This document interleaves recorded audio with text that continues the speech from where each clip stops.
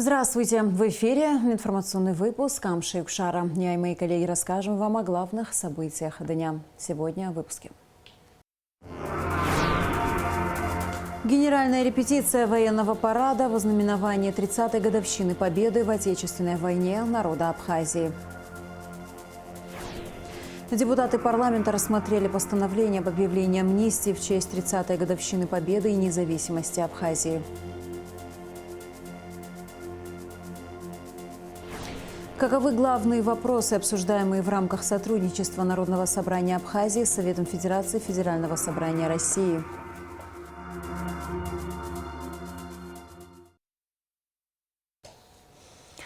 Мы продолжаем рассказывать о событиях 30-летней давности, о победной наступательной операции Абхазской армии 1993 года. 28 сентября, после освобождения столицы нашей родины Сухума, подразделения Абхазской армии, не останавливаясь, пошли дальше на восток, чтобы полностью освободить Отечество от грузинских оккупантов. Преодолевая упорное сопротивление врага, абхазские бойцы продвигались вперед, навстречу бойцам Восточного фронта, которые держали оборону на центральной трассе с 16 сентября. В этот день стало известно, что Эдуард Шеварднадзе бежал из Абхазии. Около 12 часов дня освобожден Сухумский аэропорт. 28 сентября на Кадорском мосту произошло объединение Западного и Восточного фронтов Абхазской армии. Прорвана блокада города Тхуарчал. До Дня Победы остается 2 дня. В Сухуме состоялась генеральная репетиция военного парада, который пройдет 30 сентября на главной площади страны в ознаменование 30-й годовщины победы в Отечественной войне народа Абхазии. На репетиции была и наша съемочная группа. Репортажа Алики Трапш. 30 лет прошло со дня первого парада, когда войска Сухумского гарнизона прошли по главной площади страны торжественным маршем. Немало участников того парада и сегодня в строю. 30 сентября колонны пройдут по площади в 6-й раз. В мероприятии примут участие все части подразделения Министерства обороны Абхазии, а также представители каждой силовой структуры республики – СГБ, миграционной службы, таможенного комитета, МЧС, ГСО. В генеральной репетиции парада в ознаменование 30-й годовщины победы в Отечественной войне народа Абхазии приняли участие более 1000 человек.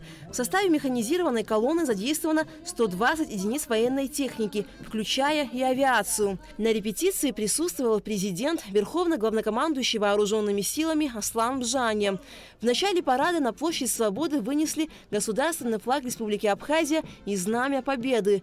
Командует парадом генерал-полковник Беслан Свижба. Принимает министр обороны, герой Абхазии Владимир Ануа. Министерство обороны Республики Абхазия было образовано 11 октября 1992 года указом первого президента страны Владислава Арденберга. На протяжении всего времени главным военным ведомством решаются задачи по обеспечению обороноспособности страны. По традиции в параде Победы примут участие подразделения 7-й российской военной базы и погрануправления ФСБ России в Абхазии, а также Сухумский особый казачий отдел Кубанского казачьего войска в Абхазии. После прохождения пеших колонн по площади Свободы пройдет военная техника. Вся она в основном была захвачена у противника в ходе боевых действий, а также новая, поступающая на обеспечение наших вооруженных сил. Выдвигаются парадные расчеты боевых машин пехоты. БМП-1, БМП-2. В период войны эти скоростные маневренные машины под управлением доблестных защитников Отечества наносили ощутимый удар по военной технике и живой силе противника. Кроме того, в парадном расчете пройдет новое подразделение вооруженных сил Республики Абхазия – авиационная эскадрилья беспилотных летательных аппаратов, созданная по личному распоряжению Аслана Бжания.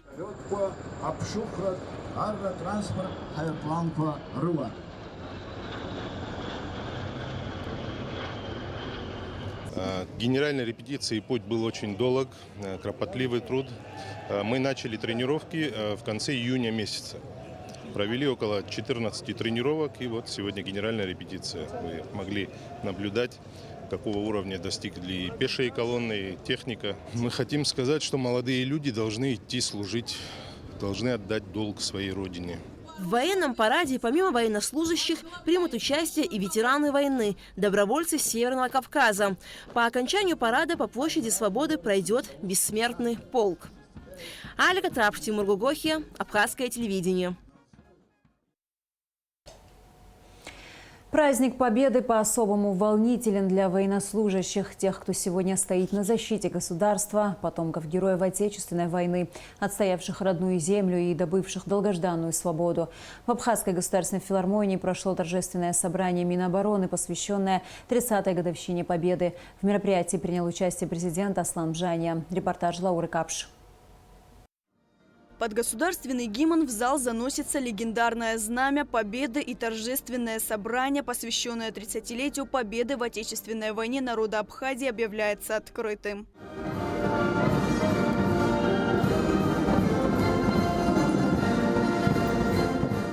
Министр обороны Владимир Ануа, поздравляя всех с праздником, рассказал об истории войны, о роли президентов Абхазии Владислава Ардзинба и Сергея Багапши в достижении цели, приобретении свободы и независимости, о героизме и мужестве добровольцев из Северного Кавказа и Юга России, Турции, Сирии, Иордании.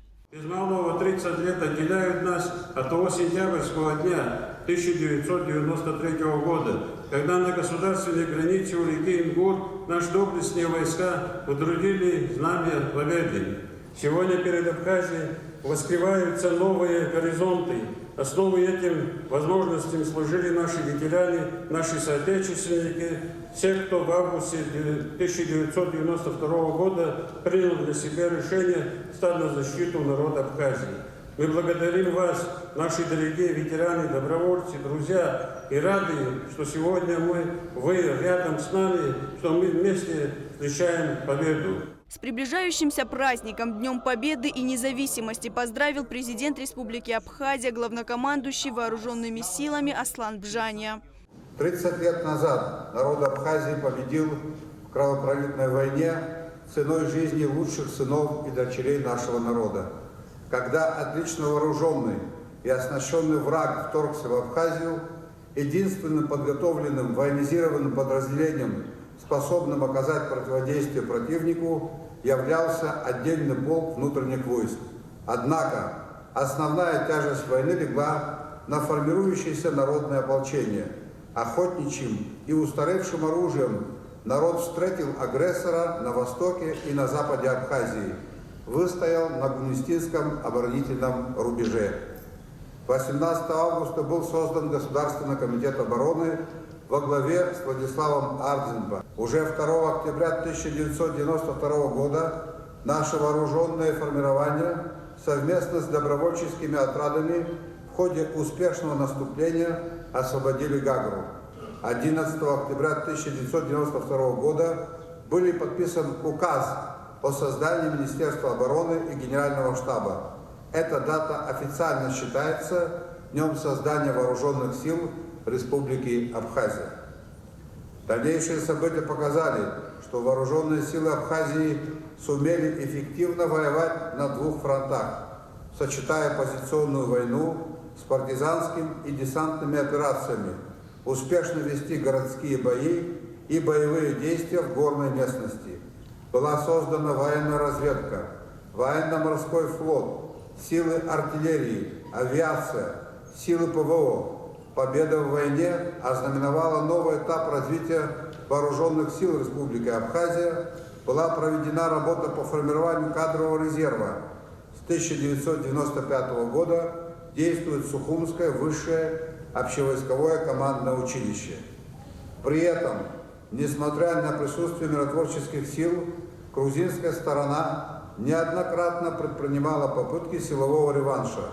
Шестидневная война в мае 1998 года и бандитский рейд боевиков в Кадорском ущелье в 2001 году завершились разгромом противника. В 2008 году успешно завершилась военная операция по освобождению Кадорского ущелья. С этого времени Республика Абхазия полностью контролирует всю свою территорию. Признание независимости Абхазии Российской Федерации, установление с ней стратегических союзнических отношений существенно улучшило наше военно-политическое положение, отметил Аслан Бжания. Министерство обороны наполнилось кадрами, появилась возможность взаимодействия с союзниками по ряду направлений, улучшилось материальное довольствие военнослужащих. События последнего времени показали, насколько важно наличие у государства эффективных вооруженных сил. Нами предпринимаются усилия по вооружению и оснащению, ремонту и производству техники, включая дистанционные виды вооружений. Необходимо перевооружить и оснастить нашу армию в соответствии с современными реалиями. Важно сохранять баланс между ее народным характером и современными требованиями к их эффективности и профессионализму. Бережно храня и с честью продолжая выкованные в войне традиции, постоянно совершенствуя боевое мастерство, армия сегодня защищает интересы государства, стоя на страже безопасности и спокойствия граждан. Так должно быть и впредь. Убежден, что вы лучшие из лучших. Поздравляю с праздником ветеранов. Счастья, мира и добрых свершений вам и вашим семьям. С поздравительной речью выступил генерал армии, герой Абхазии Мераб Кишмария. Тяжело говорить. Те, которые пришли с Северного Кавказа, с России, со многих районов, не буду сейчас называть, рядом стали, погибли, выжили, вот, живет и сегодня. Но мы их не должны забывать. Мы не должны забывать никогда Владислава Арцена. Для меня победа не 30 сентября закончилась. Мы после войны проявляли Султан, и другие операции в сторону проведения Грузии. Это сейчас не будем говорить. В 2008 году закончился для меня война. Столько ребят утеряли, столько потеряли, столько это. Тяжеловато это все говорит. Ну, надо помнить. Надо помнить все. И спасибо, Георгий, то, что вы, я вам спасибо, то, что вы выделяете, смотрите, памятники и другие. То, что делается, мы это все видим. Спасибо вам.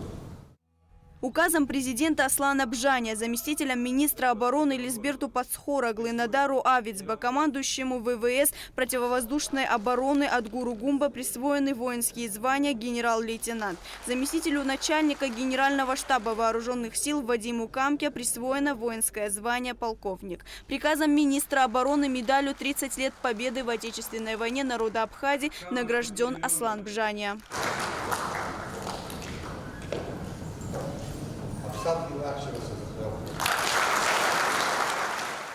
Также медалью 30 лет победы в Отечественной войне народа Абхазии награждены Александр Ангваб, Мераб Кишмария, Рауль Хаджимба, Сергей Шамба, Виктор Какаля и руководство Министерства обороны. Посмертно медалью награждены Владислав Ардзенба, Сергей Багапш, Владимир Аршба, Султан Сосналиев, Сергей Дбар, Гиви Агарба, Владимир Миканба, Вячеслав Эшба.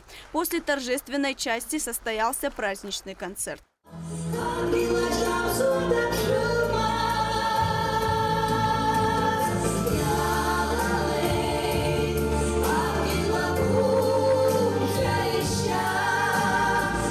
Лаура Капш, Алексей Гухава, Абхазское телевидение.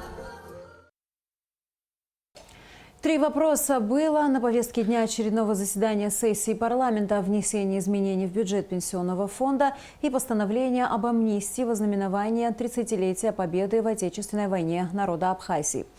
Кто попал под амнистию, с чем связана необходимость изменения бюджета Пенсионного фонда, расскажет Рада Чачава. В повестке очередной сессии парламента 3 вопроса, 2 из которых касаются постановления об амнистии во знаменование 30-й годовщины Дня Победы и независимости Республики Абхазия. Сегодня у нас заседание парламента проходит в преддверии самого большого праздника в новейшей истории Абхазии, в преддверии Дня Победы, и поэтому сегодняшнее заседание посвящено, на мой взгляд, очень важным вопросам. Это вопросам, связанным с амнистией. Также в повестке заседания вопрос о внесении изменений в бюджет Пенсионного фонда республики. Как отметил председатель фонда Денис Гулария, внесение изменений мотивировано необходимостью корректировки параметров отдельных направлений расходов. Утвердить общий объем доходов фонда в сумме 1 миллиард 480 миллионов 308 тысяч 300 рублей. И общий объем расходов бюджета фонда в сумме 1 миллиард 528 миллионов 308 тысяч 300 рублей. Установить размер дефицита бюджета фонда в 2023 году на общую сумму 48 миллионов рублей. Вот. Определить источниками дефицита бюджета фондов в 2023 году за счет остатков, которые образовались на 1.01 в 2023 году. Это 83 миллиона рублей. Согласно принятым изменениям, будет дополнительно выделено 25 миллионов рублей, которые будут направлены на возмещение российских пенсий, неправомерно полученных жителями Абхазии. Раздел «Пенсионное обеспечение» предлагается увеличить на 23 миллиона рублей. Средства будут направлены на единовременные выплаты гражданам по случаю 30-й годовщины Победы и независимости. Проект закона об изменениях в бюджет Пенсионного фонда был принят в первом чтении. С 1150 получателям в сумме по 20 тысяч рублей каждому. Категории получателей это у нас получается семьям погибших, семьям погибших добровольцев и семьям погибших добровольцев с 93 по 94 года. Затем депутаты рассмотрели постановление об объявлении амнистии в честь 30-й годовщины Победы и независимости Абхазии. Согласно документу, освобождаются от наказания в виде лишения свободы все лица, осужденные на срок до 3 лет включительно, до 5 лет включительно, ветераны-добровольцы, ветераны тыла и инвалиды 1 и 2 группы, больные туберкулезом, ВИЧ-инфицированные, а также больные онкологическими заболеваниями 3 или 4 клинической группы, лица, впервые привлеченные к уголовной ответственности, женщины. Также освобождаются от наказания лица, совершившие преступления по неосторожности, женщины, имеющие несовершеннолетних детей, детей-инвалидов, а также беременные женщины. Освободить от наказания условно осужденных, которым до дня вступления в силу настоящего постановления не отбывают часть наказания замены более мягким видом наказания или отбывания наказания, которые отсрочены, а также осужденных к наказанию, не связанному с лишением свободы. Прекратить уголовные дела, находящиеся в производстве органов дознания, предварительного следствия и суда о преступлениях, совершенных до вступления в силу настоящего постановления в отношении лиц, попадающих под действие части 1, 2 и 3 настоящего постановления. Освободить от наказания в виде лишения свободы осужденных, попадающих под действие статей 1, 2, 3 и 4 настоящего постановления, в отношении которых вынесен обвинительный приговор суда и не вступившим в законную силу. Не применять амнистию к лицам, в отношении которых ранее применялись акты амнистии или помилования, имеющим судимость за умышленные преступления и вновь осужденных к лишению свободы за умышленное преступление. Парламент рассмотрел постановление вместе с рядом поправок, касающихся непосредственно ветеранов ОВНА. 3 версии поправок были предложены депутатами Каном Кварча, Адгуром Харазия и Даутом Хутаба. Генеральный прокурор Адгур Агрба выразил свое мнение о предлагаемых поправках. У нас у всех есть близкие родственники, друзья, ветераны, которые принимали участие в войне, и мы тоже их очень уважаем.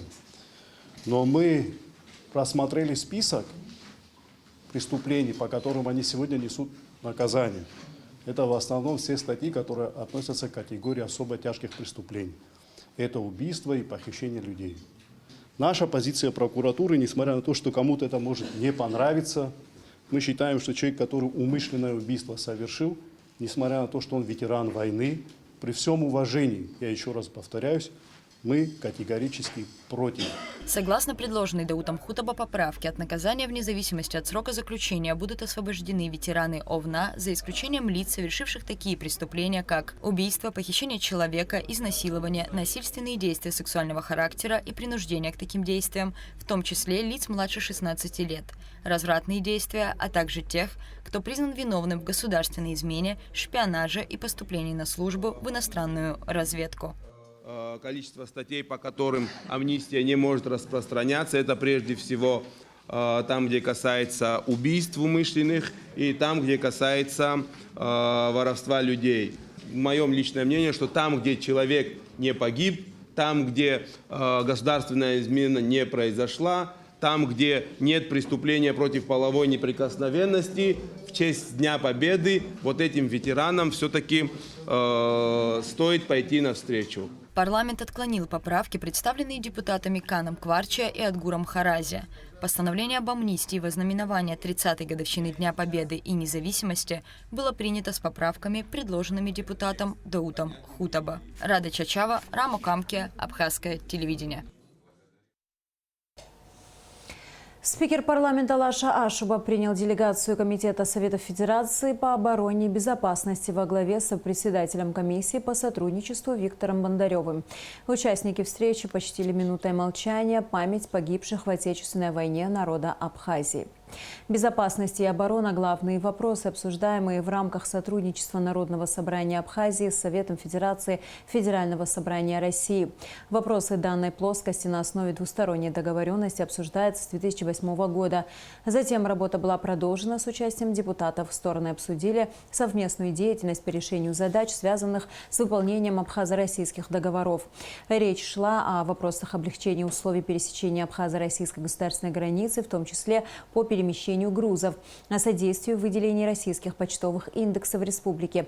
По окончании встречи об ее итогах рассказали председатель парламентского комитета по международным межпарламентским связям и связям с соотечественниками Алхас Барцец и председатель комитета Совфеда по обороне и безопасности Виктор Бондарев. Первый вопрос, который мы обсудили, это, естественно, взаимодействие. Здесь мы пришли к полному пониманию всех тех вопросов, которые возникают, и как они должны решаться, и как они решаются. Второе, мы обсудили вопросы средств массовой информации, в частности телевидения, чтобы российские каналы работали на территории Абхазии. Далее обговорили ситуацию с государственной границей, таможней. Далее по почтовым переводам, с выделением ячейки для Абхазии почтовой связи. Ну и вопрос социального обеспечения граждан России, которые проживают на территории Абхазии, являются гражданами России. Вопросы есть, вопросы будем решать. Мы это дело услышали, и правильно абхазская сторона их поднимает. Мы будем прикладывать максимум усилий, чтобы их решить. Порадовались за Абхазию, что страна развивается, страна идет своим курсом, правильным курсом, и дай Бог, чтобы у них все везде и всюду получалось. В первую очередь хочется поблагодарить коллег за то, что в столь знаменательную дату 30-летия Дня Победы в грузино-абхазской войне они почтили нас своим присутствием. Роль Совета Федерации в судьбе Республики Абхазия на самом деле велика. Мы знаем, когда Совет Федерации и, конечно же, волевым решением Владимир Владимирович Путин принял решение, а Совет Федерации это все проработал и поддержал о том, чтобы в 2008 году состоялось признание после печальных известных нам событий.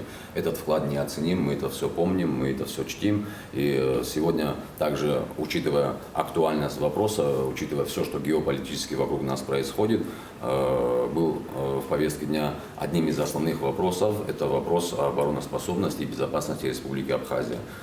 Вклад Российской Федерации в этом плане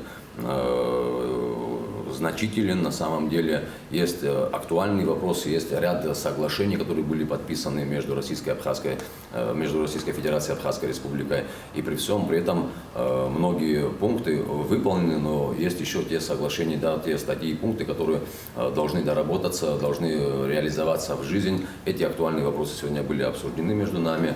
Также поднимался вопрос государственной границы между Республикой Абхазия и Российской Федерацией. У нас помимо сегодняшней комиссии, заседания сегодняшней комиссии, также есть соответствующая комиссия с Государственной Думой. Эти вопросы и до этого обсуждались. Мы обсудили ряд мероприятий, которые соответствующим образом, да, в рабочем режиме будем стараться совместно содействовать для того, чтобы приложить усилия к тому, чтобы эта граница она более эффективно работала. Это хорошее начало для того, чтобы в диалоге обсуждались насущные проблемы, которые сегодня нашего населения беспокоят, и также всех тех лиц, которые к нам сегодня приезжают в Республику Абхазия. Акция «Дорога жизни» из Очимчиры в Ткварчал по тропам героев Отечественной войны народа Абхазии проходит в Очимчирском районе, сообщает Апснопресс. Около 1000 человек, среди которых более 600 школьников, пройдут путь, единственно возможный во время войны для бойцов и жителей Восточной Абхазии. Акция стартовала в селе Атара. По пути шествия участники будут совершать остановки для возложения цветов у памятников павшим и посещения военных госпиталей в селах Джгиарда, Члоу, а также военного аэродрома в селе Тхина. Последняя остановка в селе Акварчапан, откуда вылетел вертолет, сбитый 14 декабря 1992 года. После шествия в Ткварчале состоится торжественная встреча глав администрации Очимчирского и Ткварчалского районов, возложение цветов к мемориалу погибшим и праздничный концерт. Беслан Беквава передаст памятный подарок в Ткварчалский музей боевой славы. Школьники и педагоги 15-й Сухумской средней школы провели вечер у памятника погибшим на Сухумской горе фуникулер. Учащиеся и учителя вместе с ветеранами возложили цветы, школьники пронесли абхазский флаг, звучали песни и стихи победы.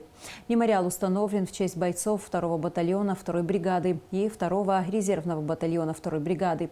Вот уже 3 года школа осуществляет шефство над памятником. Школьники и педагоги своими силами очищают территорию вокруг памятника и постоянно поддерживают чистоту и порядок в сквере.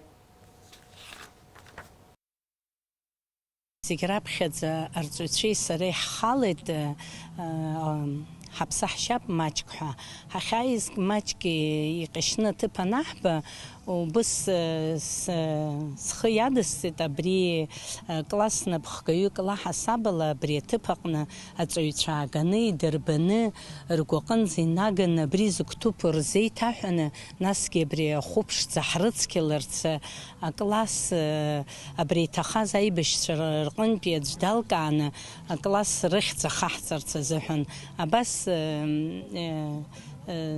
حلقة خناتكي تعطير زيتاس حيت يصدقلت الشكل يحبر صدقلت حلقة رتسكي ربريتب أخوشكو وسرونتي يرزيت أسحن نسيق الزكوز برا يزكتبو أي بشرن أنصوز بري خوبش زراب خير مغازكي حيايرك شاملوز درجي زحت صوتب درتسكت أباروش تاخشوك ساتويت أبري تبقنا زويتري حري سمشح خالوت وسقندرا أجبت بكلاسق نيتان أبار خشوك سوبا برجع جيزت بكلاسق نيتوب درا سنتا يخالجو زحن يخابراتك زكية ليتران شيء زن أباس أوسمي بكتبي أحسقنا أجبت بكلاس تزوجها أبريغو دورك أبيخ صحتي تكلاس شرطنا جوبا قنبي أبريغو يأحسز يخام بس أوفيциال يراح ترتخوب أجبت بكلاس تزوجها رينخس ياتسر تزحن ياين يخلب شلرت ناسكي أوسمي بكتبكمي برجلرت زحن. Сухумские автобусы и троллейбусы в День Победы 30 сентября будут перевозить пассажиров бесплатно. Как сообщает пресс-служба столичной администрации, из-за перекрытых дорог в первой половине дня троллейбусы работать не будут, а автобус, следующий из нового района до рынка и обратно, будет ходить по улице Джонуа. 29 сентября общественный транспорт в Сухуме будет курсировать без ограничений. И в завершении выпуска о погоде.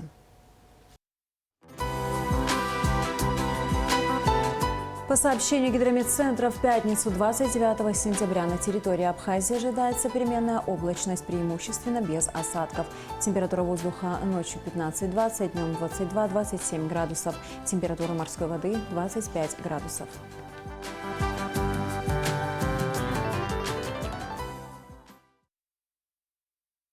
На этом наш выпуск завершен. До скорых встреч в эфире.